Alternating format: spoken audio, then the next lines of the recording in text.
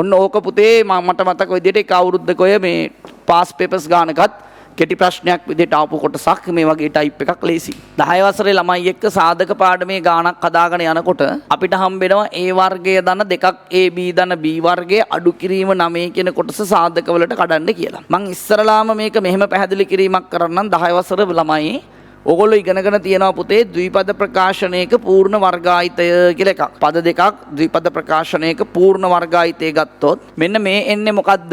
මතක කට්ටිය කියන්න බලන්න ඔන්ලයින් ක්ලාස් එකේ ඉඳලා පටපට ගාලා කියන්න බලන්න.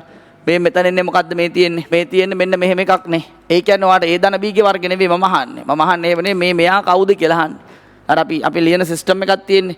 පද දෙකක් තියෙන ද්විපද ප්‍රකාශනයක පූර්ණ වර්ගායිතය ගත්තොත් මෙතනට අන්න හරියාම් වචනේ ආව මේ තියෙන්නේ පළමු පදේ වර්ගය. good. මේ තියෙන්නේ අර තියෙන පද දෙකෙන් පළවෙනි පදේ වර්ගයනේ. ඒතර මේ කවුද ඉන්නේ මෙතන?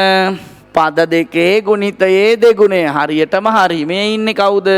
දෙවෙනි පදේ වර්ගය. එහෙනම් මෙන්න මේ කොටස බැරිද ඔයාලට පුතා ලියා ගන්න ඔය තියෙන්නේ A ධන B වල වර්ගය කියලා ගන්න බැරිද? ඔය තියෙන්නේ ඒක නේද? මේ බලන්න A ධන B වර්ග කරොත් A වල වර්ගය.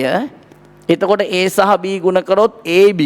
ඒකේ දෙගුණය දෙකක් AB ධන B වර්ගය. ඊට පස්සේ අපිට මේක තවදුරටත් සරල කරන්න බැරිද? A ධන B වල වර්ගය 9 කියන්නේ 3 වර්ගය. මෙන්න બોලේ වර්ග දෙකක අන්තරේ මම පොඩ්ඩක් කොටු වරහණක් පාවිච්චි කරනවා. පද දෙකේ එකතුව එක සාධකයක්. පද දෙකේ අන්තරය තව සාධකයක්.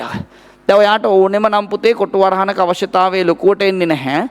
කොටු වරහණේ අවශ්‍යතාවය ලොකුවටම එන්නේ 3 මේ පැත්තට ඇවිල්ලා 3 2 බලය අඩු කිරීම A ධන B වල 2 බලය ආවොත් මෙන්න මේ අඩු කිරීමට පිටිපස්සෙන් පද එකකට වැඩියෙන් තිබුණොත් ඒක අතර පද මාරු වෙනවනේ අඩු කිරීමත් එක්ක ලකුණ මාරු වෙනවනේ. අන්න ඒ නිසා වරහණක් අනිවාර්යයි. දැන් මේක නම් අපිට කිසි ප්‍රශ්නයක් නැහැ. මේක සරලව A ධන B ධන 3 එක පදයක් අනිත් එක A ධන B ඍණ 3 තව පදයක් කියලා මෙන්න මෙහෙම අවසන් පිළිතුරකට අරගෙන එන්න පුළුවන්. ඒ නිසා දෙන ලද වීජීය ප්‍රකාශනය තියෙනවා මෙහෙම. මේ දෙන ලද වීජීය ප්‍රකාශනය සාධක වලට වෙන් කරනවා කියන්නේ එක් කොටසකත් තවත් කොටසකත් නැත්නම් එක් ප්‍රකාශනයකත් තවත් ප්‍රකාශනයකත් ගුණිතයක් විදිහට වෙන් කිරීම. තේරුණාද? එතකොට අපි A වර්ග ධන දෙකක් AB ධන B වර්ග යනු A ධන B යන ද්විපද ප්‍රකාශනයේ පූර්ණ වර්ගායිතය අඩු කිරීම 9 කියන්නේ 3 වර්ගය. එහෙනම් මෙතනින් මෙතනට පල්ලෙහාට පනින්නේ වෙන මුකුත් නෙමෙයි වර්ග දෙකක අන්තරය. ඔන්න ඕක පුතේ මට මතක විදිහට එක අවුරුද්දක ඔය මේ පාස් පේපර්ස් ගානකත් කෙටි ප්‍රශ්නයක් විදිහට ආපු කොටසක් මේ වගේ ටයිප් එකක් ලේසි. අල්ලගත්ත කට්ටිය ගාන